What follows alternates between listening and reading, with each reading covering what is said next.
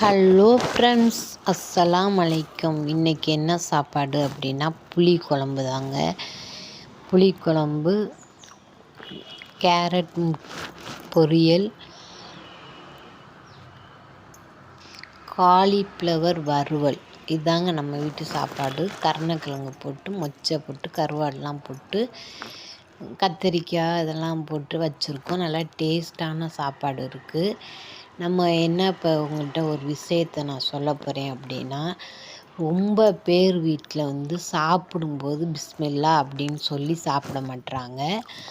நீங்கள் அதை எத்தனை பேர் அந்த மாதிரி சொல்லி சாப்பிட்றாங்கன்னு எனக்கு தெரியாது. சாப்பிட்டு முடித்த பிறகு அல்ஹம்துலில்லா அப்படின்னு சொல்ல மாட்டேங்கிறாங்க. ரொம்ப பேர் வீட்டில் இருக்குது. பயான் கேட்க போகிறாங்க, என்ன ஓதுறாங்க, தொழுகிறாங்க, அந்த நாவில் அந்த விஷயம் நுழையவே மாட்டேங்குது. நீங்களும் இந்த வீடியோவை பார்த்துட்டு தயவு செஞ்சு சாப்பிடும்போது பிஸ்மில்லான்ட்டு சொல்லி சாப்பிடுங்க. நீங்கள் அப்படி சொல்ல மறந்துட்டீங்கன்னா அந்த சைத்தான் அந்த சாப்பாடை உணவை சாப்பிட்டு நம்ம உடம்பை எவ்வளோ தான் சாப்பிட்டாலும் அந்த உடம்புல சாப்பாடு தங்காது.